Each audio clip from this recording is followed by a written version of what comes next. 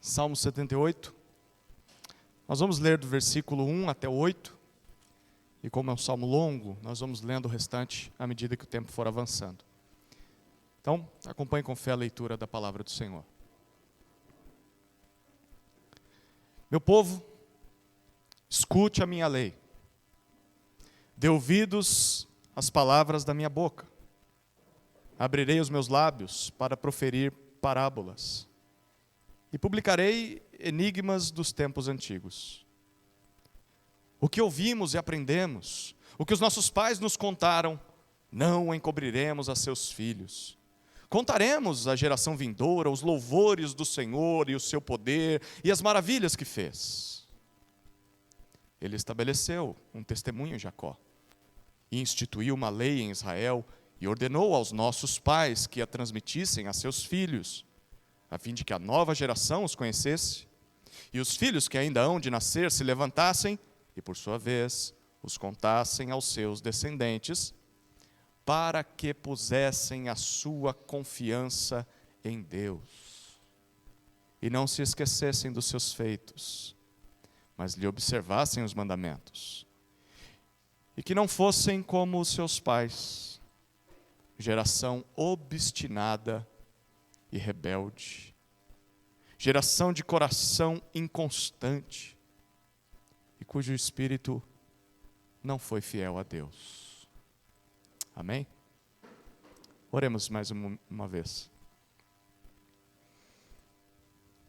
Pai amado, estamos diante da Tua palavra e precisamos urgentemente do socorro e da condução do Espírito para compreendê-la. Clamamos a Ti para que esse texto se torne vida em nós. Que sejamos conduzidos pelo Teu Espírito aos pés do nosso Redentor Jesus. É no nome dele que oramos. Amém. Bom, estamos diante de qual tipo de texto? Você se lembra o que são os salmos? O que são os salmos? Poesia. Poesia. A poesia hebraica, que é diferente da poesia em português. A poesia hebraica tem algumas características específicas, são importantes ser lembradas. Primeiro, são orações e músicas que o povo de Deus orou e cantou ao longo da história. É importante se lembrar disso. Cânticos. Primeiro, orações que se transformaram em cânticos, ou cânticos que se transformaram em orações. Segunda característica é que eles usam uma forma diferente de rima. A poesia hebraica dificilmente vai rimar as últimas palavras de cada verso ou estrofe. Eles não rimam palavras, eles rimam ideias. O que é chamado de paralelismo. A gente já falou bastante sobre isso lá atrás. Hoje não dá tempo de explicar mais sobre os paralelismos. Mas é a relação que uma linha, um verso, tem com o verso que segue. E é importante observar isso. Às vezes eles repetem as mesmas coisas, falam as mesmas coisas com outras palavras, por vezes contrastam ou explicam. Enfim, é importante estar atento ao relacionamento entre os versos. Terceiro, nós temos muitas imagens, e os salmos apresentam para nós e despertam a nossa imaginação. É importante, ao ler os salmos, imaginar a história.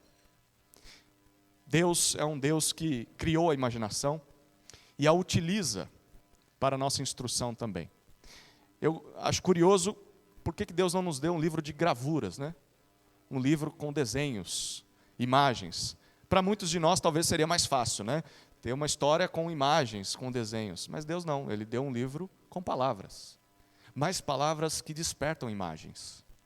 Então, Deus quer trabalhar a nossa imaginação, porque a nossa imaginação também afeta as nossas emoções. Não é assim?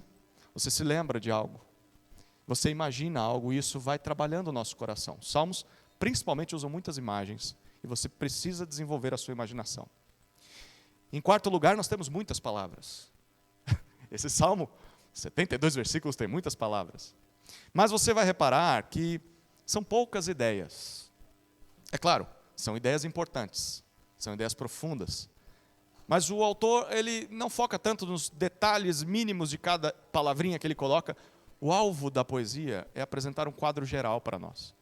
Então nós vamos imaginando as imagens e vamos juntando elas para ver o final da história, o quadro maior. É importante ter isso em mente. Em quinto lugar, poesia hebraica visa expressar as emoções do autor. Ele está colocando o coração dele no texto. Por vezes ele está irado, por vezes está triste, alegre, em luto, com pesar. E nós precisamos ler o Salmo e perceber isso. Mas ao mesmo tempo, a intenção dele é despertar essas mesmas emoções em nós. E nos ensinar como lidar com elas. Então, nessa variedade quase que infinita de emoções que nós temos, Deus inspirou um livro inteiro, 150 capítulos, para nos ensinar a lidar com nossas emoções. E é impressionante como o povo de Deus não consegue lidar com suas emoções e vai atrás de profissionais seculares, mundanos, para lidar com suas emoções. E Deus já deu um livro inspirado há milhares de anos. Aqui, é assim que você deveria lidar com a raiva. É assim que você deveria lidar com a tristeza. Não é tomando um remedinho, é tomando esse remédio. É ingerindo esse remédio que você vai curar as suas emoções. Bom, em sexto lugar, poesia hebraica não apresenta lei. Às vezes eles citam leis. Hoje a gente acabou de ler sobre a lei. Não apresentam histórias apenas. Esse salmo vai lembrar de várias histórias. Mas o foco principal ao citar as leis e as histórias é cantar e expressar a reação de pessoas fiéis a Deus, nos altos e baixos da caminhada com Deus, diante do que Deus falava ou fazia. Como as pessoas reagiram ao longo da história diante das ações de Deus. O livro dos Salmos não apresenta, olha, vocês devem fazer isso, isso, isso. Claro que tem essas coisas, mas principalmente, o livro dos Salmos é uma revelação de como o povo de Deus na história lidou com Deus. Nos momentos de alegria, de casamento, de vitória numa batalha, mas como lidou com Deus no momento de tristeza, de pecado, de luto, de derrota. Os Salmos contam para nós. Os Salmos são muito particulares. E você, se ler os Salmos, e eu encorajo você a ler os Salmos, você vai se ver nessas páginas. Eles descrevem a nossa alma. Bom, essa é a poesia hebraica. Chegamos na segunda parte do nosso tempo, que é sobre o contexto. O que estava acontecendo ali? A gente já viu que tipo de texto é esse. O que estava acontecendo nessa época? A época do Salmo 78. Antes da gente entender o Salmo 78, a gente tem que entender o livro dos Salmos como um todo. O livro dos Salmos não tem só um autor, que sentou e falou, eu vou escrever poesia, 150 capítulos para o povo de Deus ler ao longo da história. Eu não sei se você já tentou escrever poesia. Não é minha habilidade.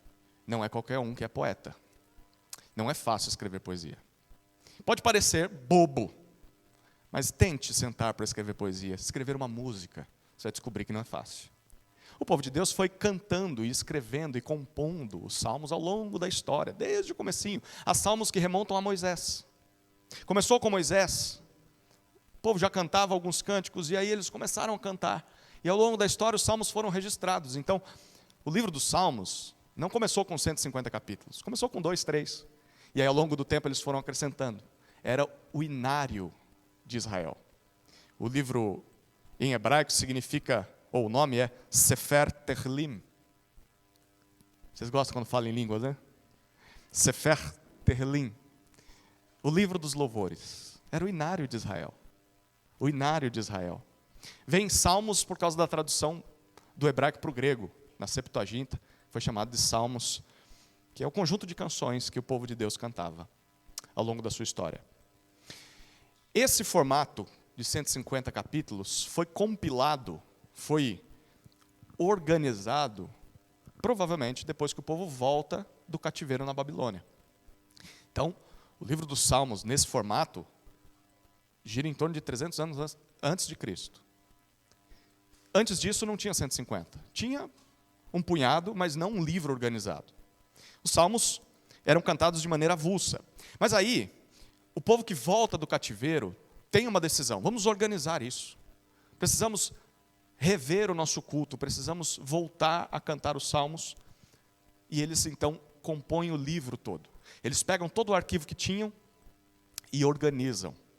Então, o livro dos Salmos, desse jeito que está aqui, tem uma história que está sendo contada e narrada para nós. E se você ler os Salmos observando isso, os seus olhos vão brilhar.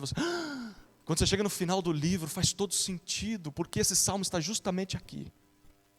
Então, nós temos vários autores, como eu falei, desde Moisés, passa por Davi, Asaf, que a gente vai descobrir que é o autor deste Salmo. Nós temos Salomão, que é cantor também aí registrado, Emã, Etã, filhos da tribo de Israel, ou de Judá, perdão. Tem os coraitas, os levitas e outros que são anônimos, salmos órfãos. Nós não sabemos quem são o pai da criança. Mas tem salmo de tudo quanto é tipo de gente ao longo da história. E existem vários tipos de salmos, como falei.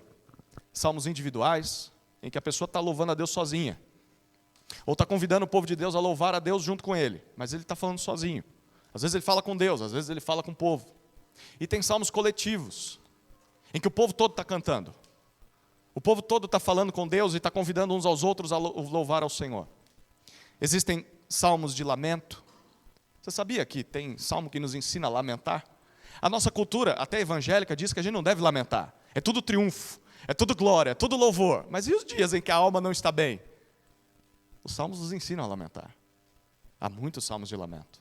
Salmos de ação de graças, salmos de adoração, salmos de confiança. Vamos confiar no Senhor. Salmos de sabedoria, serviam para ensinar. Salmos de realeza, de entronização, de coroação de Deus como rei. E esses salmos são muito importantes. Bom, como eu disse, os salmos, eles contam uma história. Nesse livro, do jeito que está organizado. Se você reparar na sua Bíblia, ele vai apresentar blocos de salmos. São 5 blocos principais, que são chamados de 5 livros. Então, os Salmos, o livro dos Salmos, é um livro composto de 5 livros menores. O primeiro livro vai do capítulo 1 até o 41. Se você observar no início, talvez na sua Bíblia esteja assim, no início do capítulo 1 vai estar livro 1. E aí quando você chegar no Salmo 41 para o 42, entre um e outro vai estar livro 2. O primeiro livro é uma compilação de salmos que, de modo geral, apresentam uma libertação de Deus. E a gente pode chamar o livro 1 de Deus liberta. Esses salmos lembram como Deus libertou o seu povo através do seu representante na terra. O ungido do Senhor, o rei, ou um juiz. Sempre tem alguém que é o libertador. Por meio desse personagem, Deus liberta o seu povo. Depois nós temos o segundo livro, que é apresentado do capítulo 42 até o 72. E esses salmos, eles trazem a ideia de que Deus reina. Deus liberta o seu povo da mão de inimigos. E aí você vai ver muito salmo de Davi fugindo de Saul, no primeiro livro.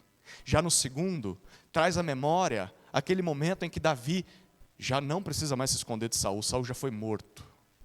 E agora Davi reina.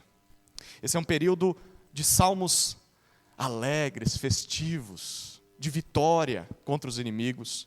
Deus é exaltado como Rei Supremo de Israel, através dos reinados de Davi e Salomão. Tanto é que há Salmo de Salomão nesse trecho. Mas aí vem o terceiro livro, capítulo 73 até 89. E agora nós descobrimos que Deus disciplina. Você se lembra de que Davi pecou? Por causa disso, Deus disse que haveria grandes conflitos na sua casa, e Salomão assume o trono, e Salomão começa bem, mas termina mal.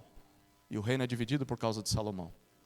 E a partir daí, Deus continua sendo digno de ser louvado, apesar dos pecados do povo e da disciplina contra o pecado. Mesmo em dias de disciplina, Deus continua sendo digno de louvor. Esse terceiro livro apresenta isso. Deus merece o nosso louvor, mesmo em dias difíceis. Mesmo em dias de castigos contra os nossos pecados. Terceiro livro dos Salmos, Deus disciplina. Capítulo 73 até 89.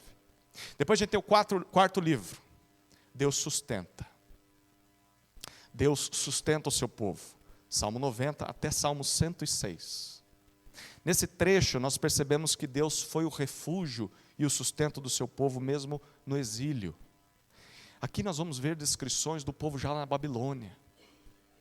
E assim, são salmos de muita tristeza, porque eles estão longe da sua terra, longe do templo. Eles estão sob disciplina de Deus. Mas eles percebem a provisão de Deus, o sustento de Deus, mesmo em terra distante. Esses salmos trazem muita esperança. E por fim, o último livro, dentro do livro dos Salmos, é Deus restaura. Salmo 107 até o final, 150. Nós vemos o povo saindo do exílio. O povo voltando do cativeiro para sua terra. E aí nós temos aqueles salmos de peregrinação, que é o povo, uma vez já voltado, tendo retornado do seu cativeiro, eles agora marcham para Jerusalém, pelo menos uma vez por ano, para adorar a Deus lá. E os salmos de peregrinação estão nesse último livro. E não é só isso, o povo está adorando a Deus, grato porque Deus cuidou deles durante toda essa jornada, de vitórias, de derrotas, de pecado, de disciplina, mas Deus não os abandonou, e Deus os restaurou de volta à sua terra, mas havia ainda uma expectativa final, de uma restauração escatológica, uma restauração de toda a criação. E os salmos terminam com os últimos 5 salmos, com um convite de adoração de todo ser que respira. Toda a criação um dia há de ser redimida, restaurada. E então os salmos terminam com essa esperança, porque não aconteceu na época da escrita do livro. Lá, 300 anos antes de Cristo, eles ainda esperavam que isso acontecesse. Essa é a narrativa dos salmos. Sabia disso? Que eles contam uma história? Bom,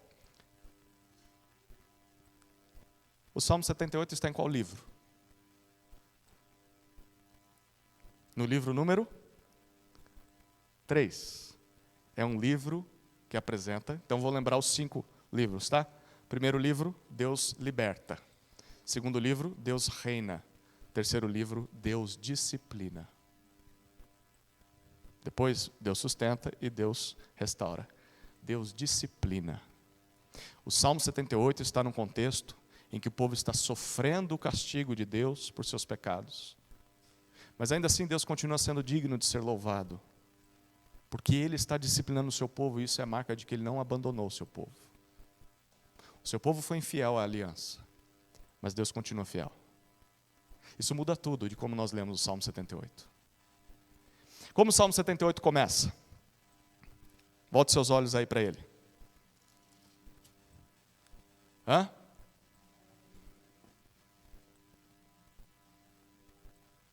Antes do versículo 1, tem alguma coisa? Deixa eu dar uma dica para vocês.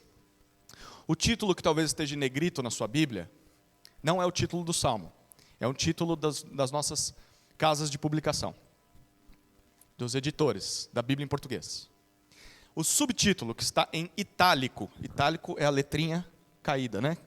Tá vindo um vento forte, ela vai fazendo assim. Se você não sabia o que é itálico, é isso aí, tá? Não vou fazer de novo. Itálico. Isso que está em itálico é o título que os próprios organizadores do livro colocaram ali. Isso está na língua grega e na língua hebraica da organização dos Salmos.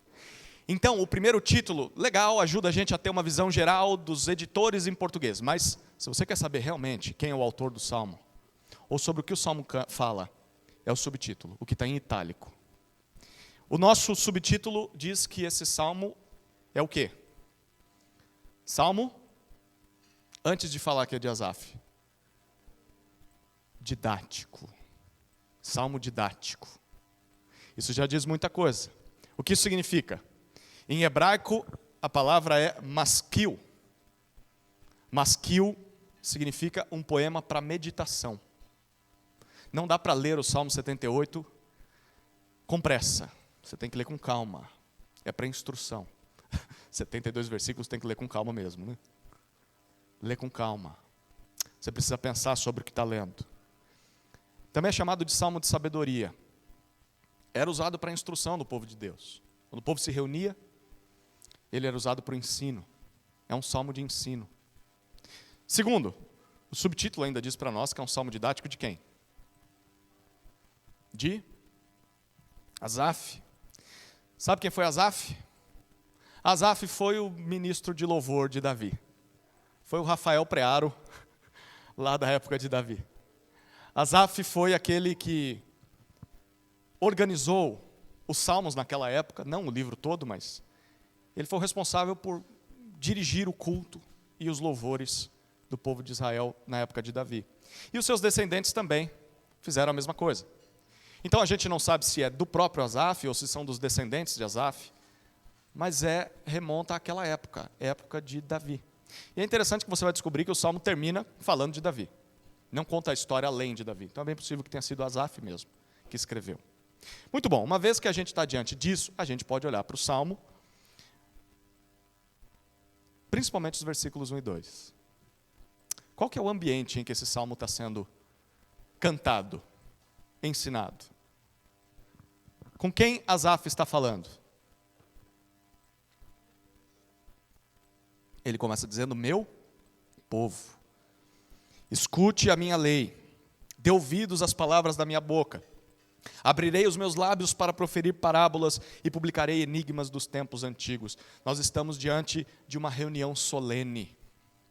O povo de Deus se reuniu. É um dia de culto, talvez um dia de festa. E o povo está ali reunido. Num contexto em que Deus disciplina o nosso pecado. Mas Ele merece ser louvado mesmo assim. Dias não muito bons. Mas o povo está lá. E Asaf convida o povo a ouvir o que ele tem a dizer. E como o povo responde? A gente tem a resposta do povo, versículos 3 e 4. Como o povo responde? O que ouvimos e aprendemos, o que os nossos pais nos contaram, não encobriremos a seus filhos. Contaremos à geração vindoura os louvores do Senhor e o seu poder e as maravilhas que fez. O povo está dizendo, estamos aqui para ser instruídos e queremos contar as coisas que ouvimos e vimos para os nossos filhos. E que os nossos filhos façam o mesmo com a próxima geração. Bom, essa é a ocasião. Um dia de culto. E o povo está disposto, o povo está ali. O povo quer ouvir a instrução. Já adianta a pergunta, você quer ouvir a instrução? Se prepare, porque a instrução é maravilhosa. Mas é tão saborosa quanto um soco no estômago. Prepare-se. Bom, chegamos à terceira pergunta. Qual é a urgência? O que estava acontecendo que exigiu a escrita desse salmo? Bom, tem pelo menos 3 urgências aqui. A primeira, o povo precisava ouvir e relembrar os feitos do Senhor. Esse salmo vai apresentar para nós que o Deus da aliança, lembra que quando a palavra Senhor aparece, tudo em letra maiúscula, está se referindo ao Deus que tem um pacto com o seu povo. Um Deus que salvou o seu povo, tem um relacionamento de intimidade, de aliança com o seu povo. O Deus que fez promessas e não vai voltar atrás.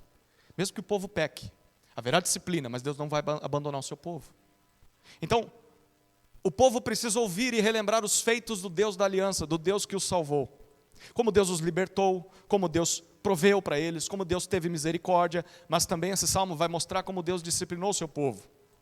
Como Deus rejeitou Israel, mas ao mesmo tempo elegeu Judá. Como Deus veio habitar no seu povo por meio do tabernáculo. E como Deus pastoreou o seu povo por meio de Davi. A gente vai ver isso no Salmo. Eles precisam lembrar. Porque a nossa tendência é esquecer. Qual que é o fruto maior, ou melhor, a razão maior da nossa ingratidão? É o esquecimento. Nós nos esquecemos muito facilmente das bênçãos que o Deus da aliança nos concedeu em Cristo. Precisamos lembrar. Segunda urgência, o povo precisava relembrar dos pecados de Israel. Não só dos feitos do Senhor, mas dos pecados que os seus pais, as gerações antigas, cometeram. E nitidamente, precisavam lembrar para não cometê-los. Rafael citou essa frase, não literalmente, mas existe uma frase que se usa no estudo da história. Quem não aprende com os erros do passado, está fadado a cometê-los novamente. O povo de Deus precisava olhar para o passado e falar, não, isso aqui que os nossos pais fizeram é terrível, nós não podemos fazê-lo também. Terceira urgência, o povo precisava transmitir os feitos, tanto de Deus quanto dos antepassados, para a futura geração, para a geração vindoura. Para que os seus filhos e os seus netos e os seus bisnetos, trinetos, tataranetos e sei lá o que vem depois, que estes também não cometessem os mesmos pecados de outrora. Essas são as 3 urgências principais desse salmo. Ouvir o que Deus fez e faz. Lembrar do que o povo, como ele pecou, para não pecarmos. E terceiro, contar isso para os nossos filhos. São as 3 urgências desse salmo. Então chegamos à quarta pergunta. Como o autor organizou as suas ideias? Qual a estrutura do Salmo 78? Então a gente vai olhar para a estrutura à medida que vai lendo, tá? São pelo menos 4 divisões maiores, com um monte de divisão menor. Meu material aqui ficou longo, mas a gente só vai pincelar os versículos. A própria leitura já é autoexplicativa. Então tem uma introdução, foi a que eu li agora no começo, versículos 1 até 8. Versículos 1 e 2, nós já lemos. É um convite de Asaf, me escutem. Depois, versículos 3 e 4 é uma resposta do povo, escutaremos. E estamos dispostos a contar os louvores do Senhor à próxima geração. E aí, nos versículos 5 a 8, nós temos a lição principal do Salmo como um todo. Olhe mais uma vez os versículos 5 até 8.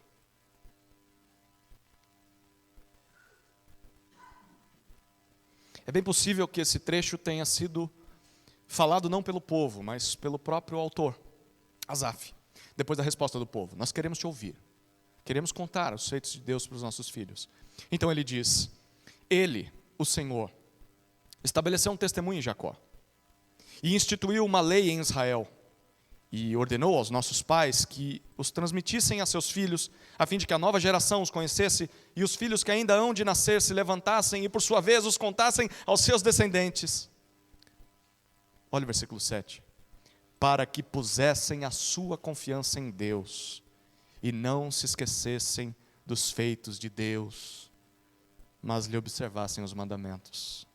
E que não fossem como seus pais, geração obstinada e rebelde, geração de coração inconstante, cujo espírito não foi fiel a Deus. Aqui está o propósito maior desse salmo.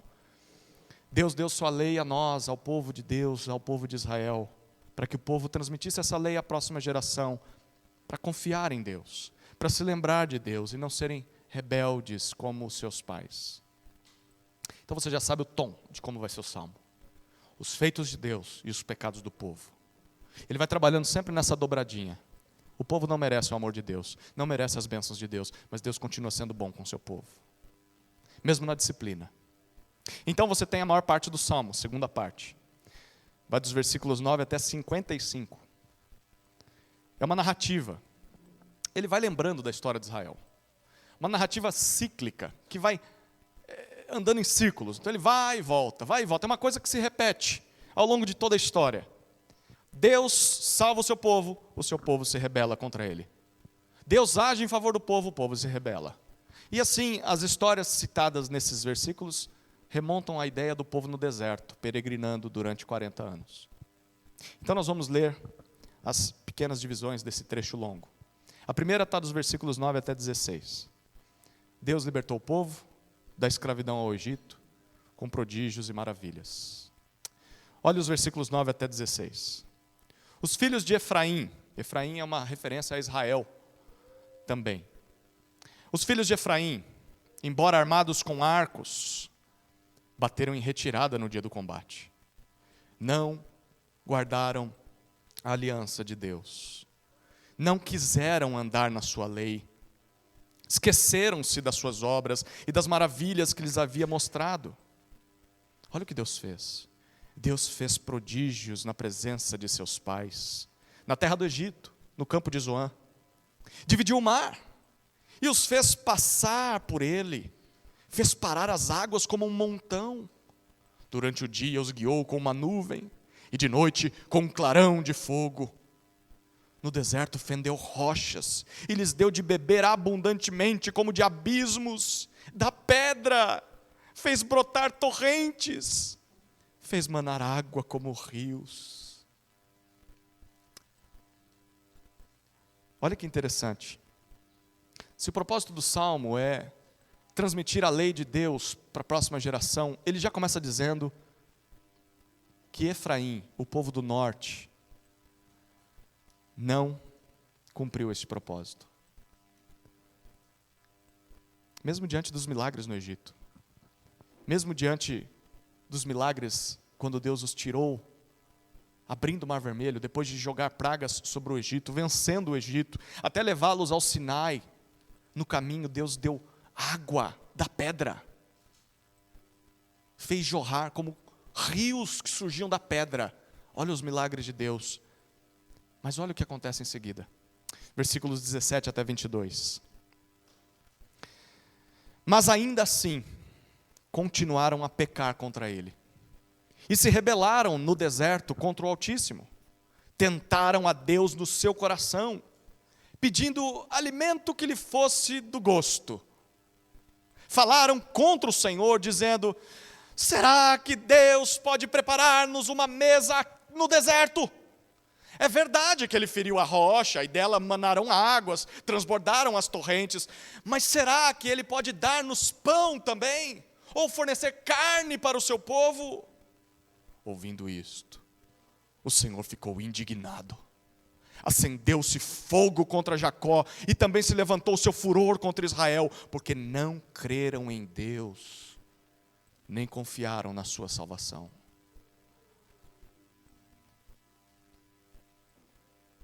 Deus deu para o povo água, fez eles passarem por meio do mar, os libertou da escravidão. E eles diziam: tá bom, Deus deu água, grande coisa. Será que pode dar pão para a gente? Será que pode dar carne? Aquilo que a gente quer? Deus se irou contra eles. Foram disciplinados por causa da sua descrença. Deus poderia dar sim.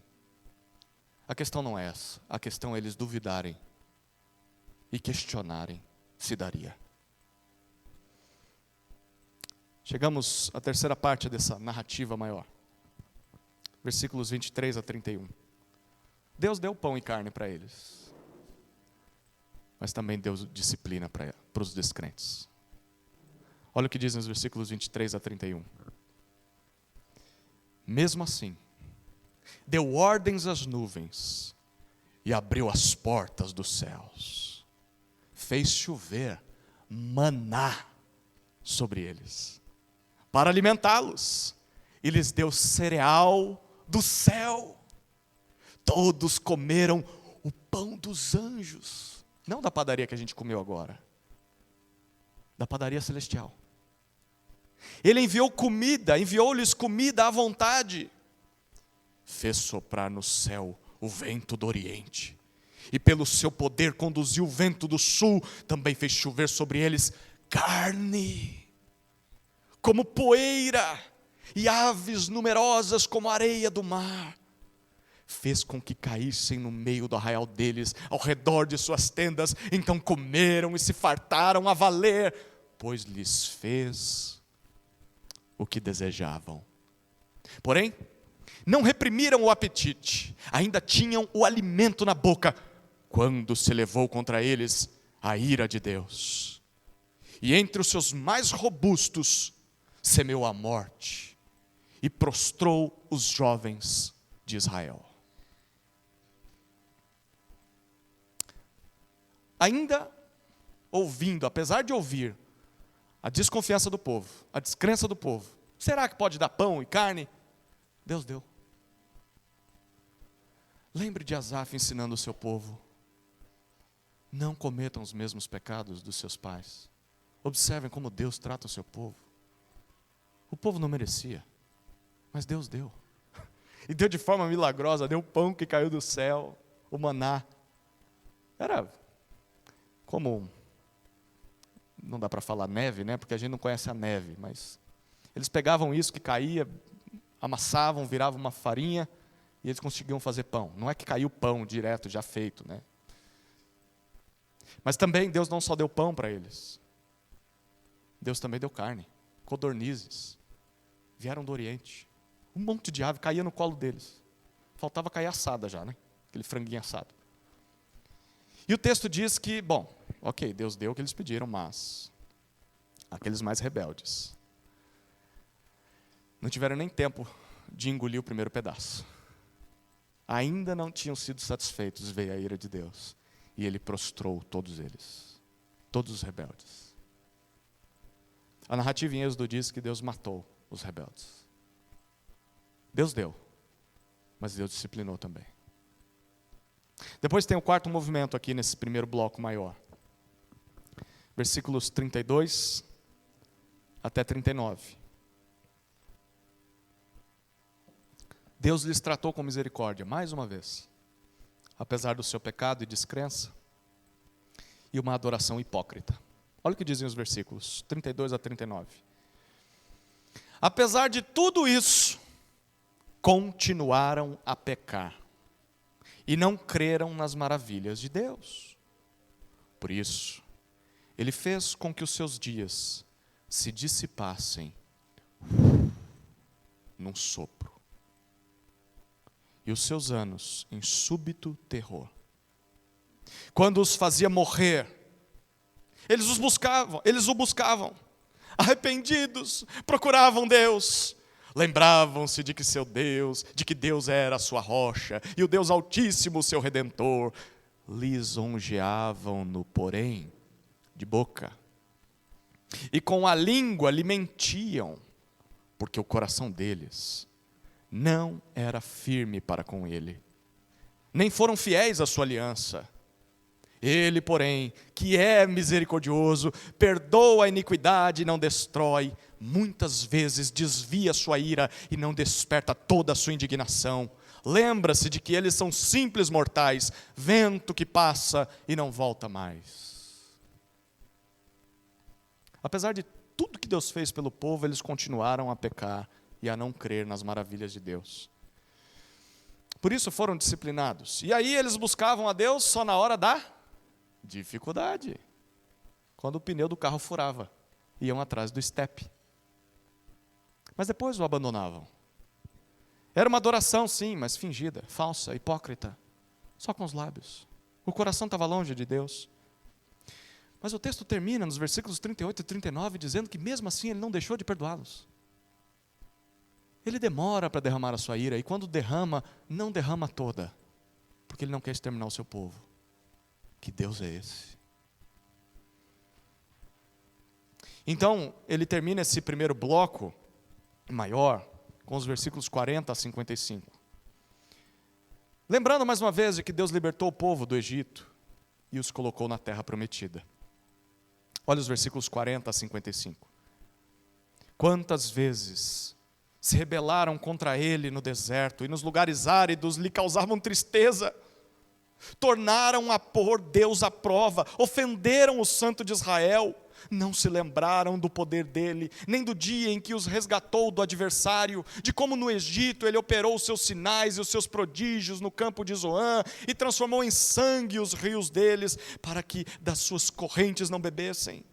Enviou contra eles enxames de moscas que os devorassem, e rãs que os destruíssem. Entregou às lagartas as suas colheitas, e aos gafanhotos o fruto do seu trabalho. Com chuvas de pedra lhes destruiu as vinhas e os seus sicômoros com geada. Entregou ao granizo o gado deles, e aos raios os seus rebanhos. Lançou contra eles o furor da sua ira, cólera, indignação e calamidade, legião de anjos portadores de males.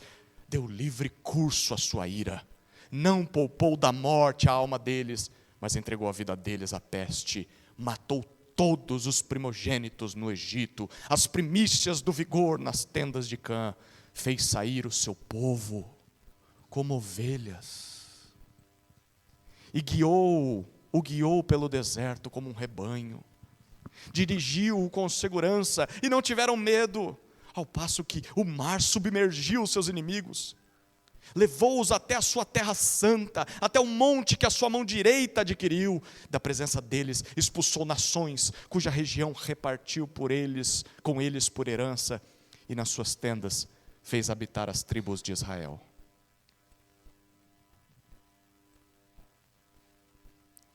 O povo, diz os versículos 40 e 41, se rebelou continuamente contra Deus, esquecendo-se da libertação do Egito, esquecendo-se das vitórias e da entrega da terra. E assim, Asaf termina o primeiro trecho maior do seu ensino ao povo. Atos de misericórdia de Deus e a contínua rebelião do povo no deserto. Chegamos à terceira parte desse salmo, que é a continuação histórica. O povo está na terra. O que você acha que eles fizeram na terra? Dá para supor, você não precisa conhecer nada da história de Israel. Dá para imaginar o que eles fizeram, né? Exatamente o que eles fizeram antes de chegar na terra. continuaram sendo infiéis. Olhe os versículos 56 a 64. Ainda assim, tentaram o Deus Altíssimo, e a ele resistiram, e não lhe guardaram os testemunhos, tornaram atrás e foram infiéis como os seus pais. Você lembra dessa geração? A que entrou na terra prometida é a nova geração, é aquela que ouviu Deuteronômio 6. Não cometam os erros de seus pais. O que é que eles fizeram? Exatamente o que não deveriam fazer. Eu ouvi essa expressão essa semana e achei engraçada. Prometeram nada e entregaram tudo que prometeram. Quando entraram na terra, na verdade eles prometeram muita coisa, né? Seremos fiéis a Deus, e entram na terra a fazer a mesma coisa que os seus pais. Olha o versículo 58. Pois o provocaram a ira em seus lugares altos, e com as suas imagens de escultura despertaram o seu ciúme. Deus ouviu isso e se indignou, rejeitou completamente o povo de Israel. Por isso, abandonou o tabernáculo de Siló, a tenda de sua morada aqui na terra, e passou a arca da aliança ao cativeiro, e a sua glória à mão do adversário. Entregou seu povo à espada e se encolerizou contra a sua própria herança. O fogo devorou os jovens deles, e as suas donzelas não tiveram canto nupcial. Os seus sacerdotes caíram à espada, e as suas viúvas não fizeram lamentações. Esse trecho diz que o povo continuou pecando, trocou Deus pelos ídolos dos cananeus. Então Deus rejeitou o povo de Israel. Como assim? Ele não é fiel à sua aliança? Ele é.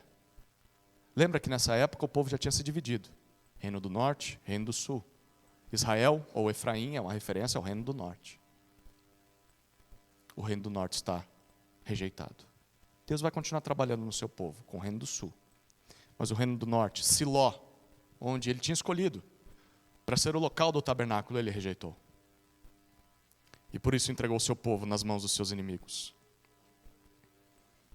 É um triste relato a partir do versículo 62, né? O povo foi vencido, os jovens morreram, as donzelas não tiveram o seu casamento. Imagina, Gabi, faltando algumas semanas. As viúvas nem puderam chorar porque morreram também. Deus rejeitou Israel. Cuidado com a sua rebelião. Cuidado com a sua dureza de coração. Porque Deus tem um limite. Israel sentiu na pele isso. Mas e aí? Acabou a história? Não. Tem esperança. O último trecho do Salmo apresenta a conclusão restauradora. Deus rejeitou sim o reino do norte, mas ele escolheu o sul. Escolheu o Monte Sião e escolheu Davi para manter a sua promessa. Olha os versículos 65 a 69.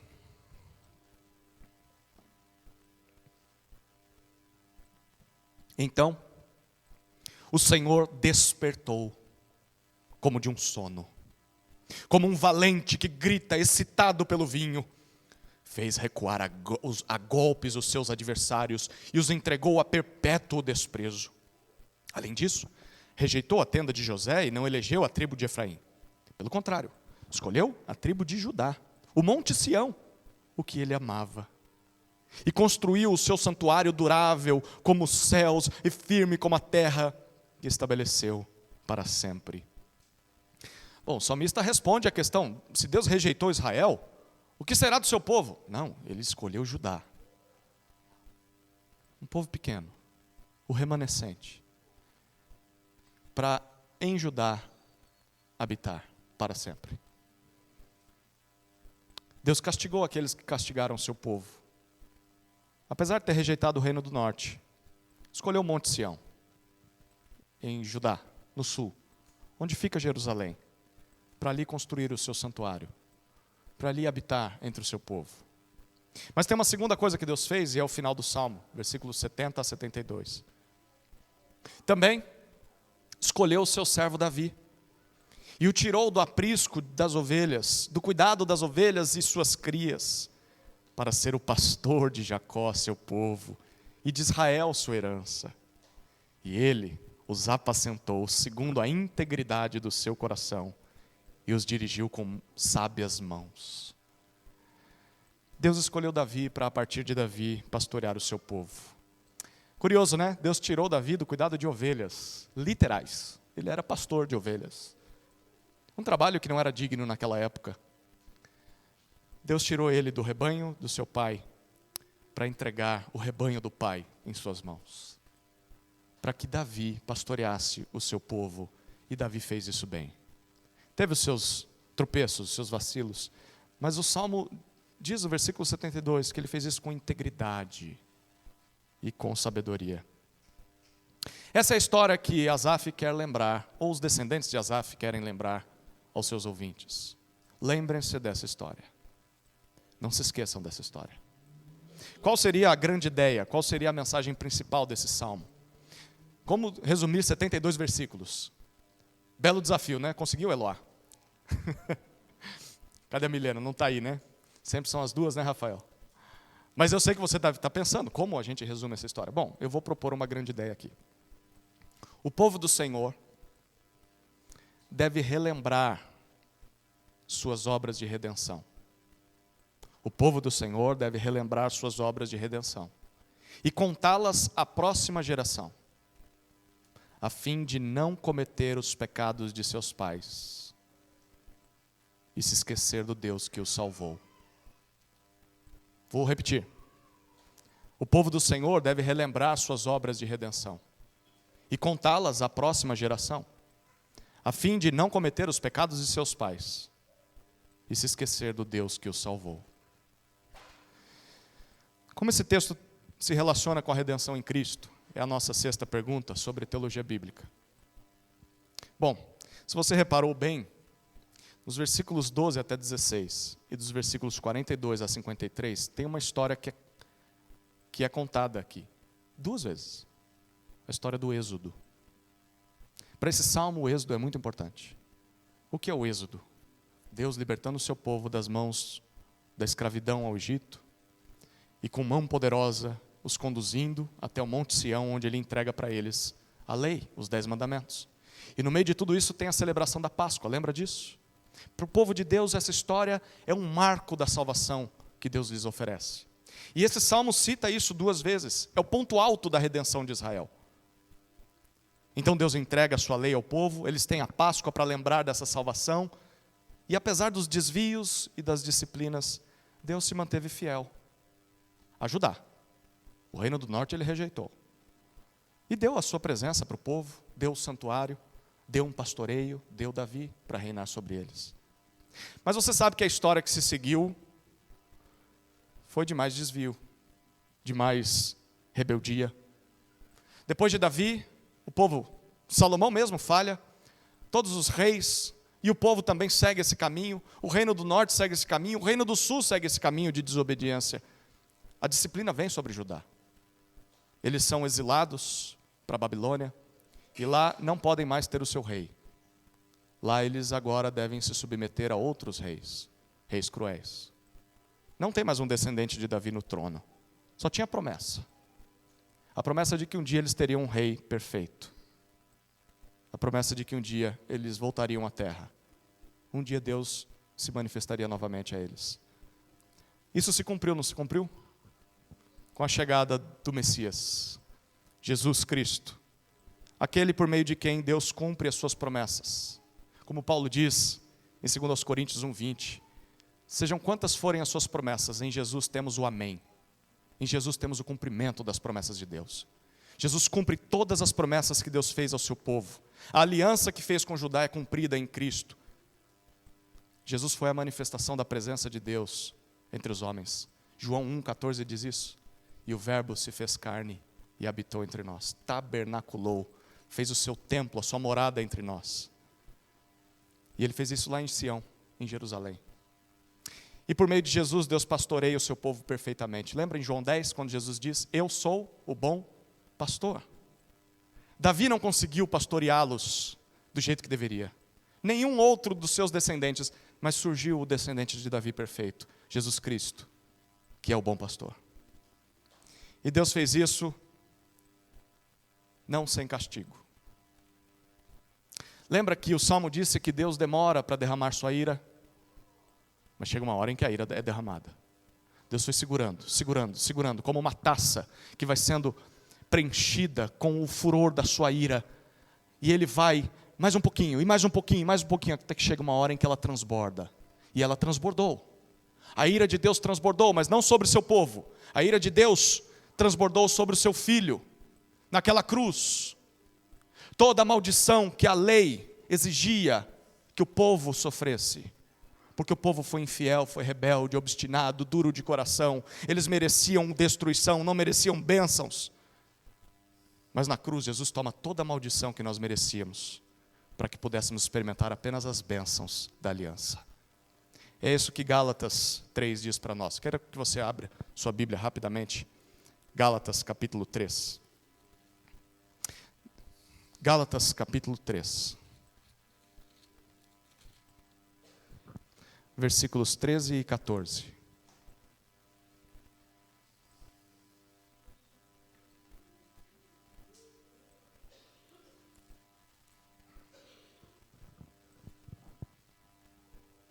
Gálatas 3, 13 e 14.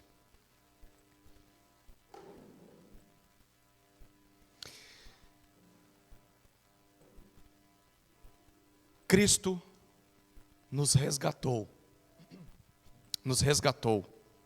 da maldição da lei, fazendo-se Ele próprio maldição em nosso lugar, porque está escrito, maldito todo aquele que for pendurado em madeiro, para que a bênção de Abraão chegasse aos gentios, em Cristo Jesus, a fim de que recebêssemos pela fé o Espírito prometido.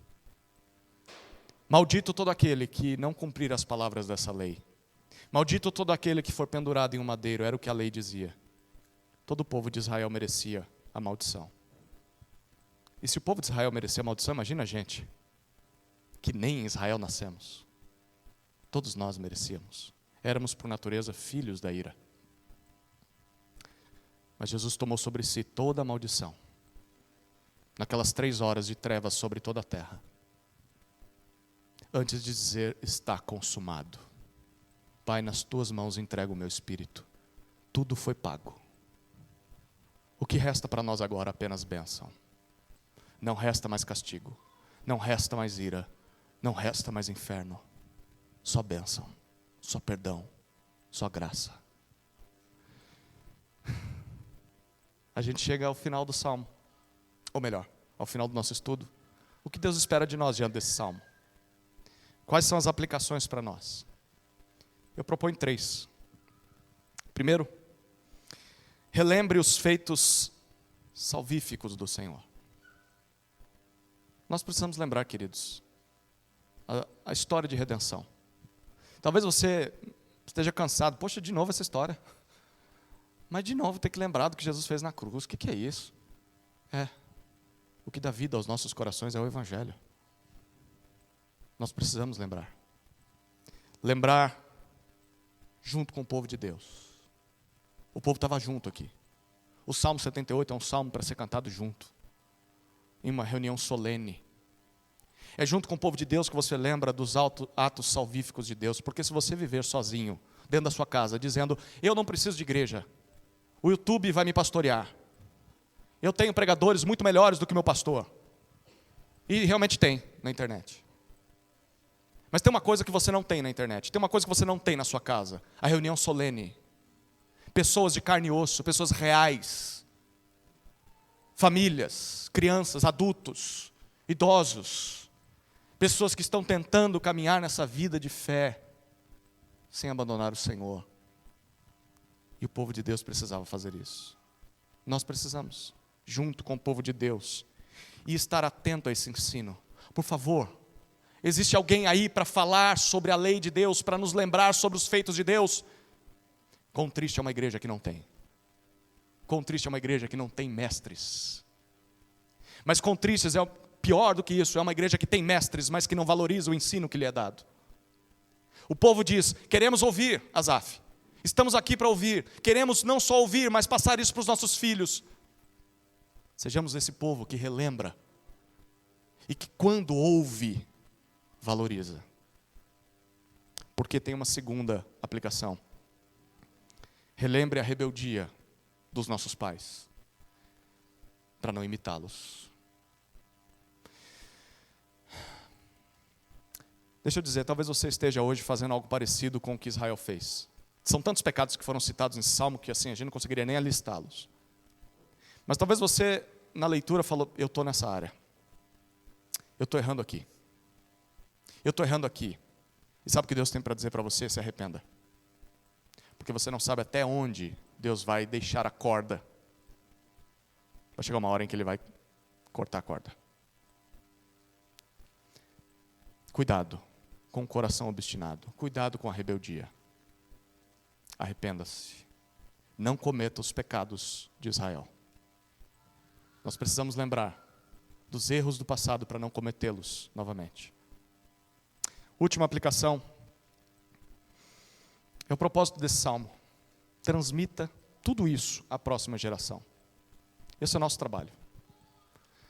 O bastão foi passado para a nossa mão agora. Quantos não foram os que fizeram isso no passado? Não foi só rebeldia não, tinha crente lá. Mesmo que uma minoria. Os crentes continuaram servindo a Deus. E transmitindo aos seus filhos, mesmo que fossem poucas famílias. Até que o evangelho chegou até nós. Agora Deus diz, é com vocês. Ó geração. Incrédula ou crente? O que Deus diria sobre nós? Fiel ou rebelde? Como nós vamos provar que somos crente? Geração fiel. Como vamos comprovar isso, não só para Deus, mas para nós mesmos? A resposta está, o que você está fazendo com a próxima geração? Você está transmitindo para a próxima geração? Mas não só transmitir do tipo, falei, o problema é do meu filho, ele não ouviu. Não, é treinar a próxima geração para que ela faça o mesmo com a outra geração e que essa nova geração faça a mesma com a próxima geração. Não é só, eu falei da Bíblia para o meu filho, mas ele não quis ouvir. É pegar o filho desde pequenininho e treinar o filho não só para ser um ouvinte da lei, mas alguém que vive o que está ouvindo e que transmita isso para outros. O seu discipulado na sua casa não é bem sucedido se as pessoas no seu lar não são capazes de seguir a Jesus e transmitir de Jesus para outros. Isso vai provar a fidelidade. É claro que há rebeldia do coração, como houve no povo de Israel. Mas o nosso trabalho só está terminado quando fizemos tudo o que podíamos para que os nossos fossem seguidores de Cristo e discipuladores de outros. Mas não é só dentro de casa, não. Olha para a comunidade de fé. Olhe para órfãos em nosso povo. Gente que não tem os pais crentes. Gente que se converteu agora. E aí você diz, não, eu estou fazendo meu trabalho muito bem feito em casa, ótimo. Mas agora começa a olhar para fora. Começa a olhar para tantas pessoas que precisam ouvir dos feitos de Deus e dos pecados do passado, para não cometerem os pecados do passado. Então começa a investir na vida de pessoas. Porque o bastão está em nossas mãos. O que será da próxima geração? Imagine se o avanço do evangelho dependesse da IBAGE no mundo. Todas as igrejas do mundo se fechassem. Só temos essa igreja no mundo. O que seria do evangelho no mundo se dependesse de nós? É para a gente se imaginar nesse cenário e fazer o que nos cabe. O que você está fazendo? Você é apenas um que vem para a reunião solene e diz, amém, louvado seja Deus, é isso mesmo. É o que devemos fazer. Mas volta para a sua casa, para a sua vida, e permite que esse ensino seja apenas teórico, não coloque em prática. Ó geração rebelde e obstinada. Temos de investir na próxima geração, queridos. E a próxima geração não é só os que a gente vai conhecer, é os que já estão aí. São as crianças, os adolescentes, os perdidos que convivem conosco. Essa é a próxima geração de crentes. Somos responsáveis por passar o bastão a ela. Vamos orar? Deus, obrigado pela tua palavra, que nos apresenta a tua misericórdia e graça, mas ao mesmo tempo é tão severa. Não queremos ser, Senhor, como um povo obstinado, mas queremos ser um povo grato, um povo que te alegra, Senhor. E sabemos que a sua ira já não é mais derramada sobre nós por causa de Jesus. Então não devemos buscar essas coisas por medo de sermos castigados se não fizermos. Mas não faz nenhum sentido termos sido salvos por Ti e não termos amor pelo Senhor, pela Tua palavra e pela vida das pessoas. Transforma nosso coração, Senhor. Produza em nós um coração como o do Supremo Pastor. Um coração íntegro e sábio que cuida uns dos outros. Que o pastoreio dessa igreja local não seja apenas de alguns poucos líderes, mas seja um trabalho de todos nós, todos pastoreando todos, todos cuidando de todos, todos amando todos. E que a próxima geração aprenda conosco e faça o mesmo. É a nossa oração em nome de Jesus. Amém.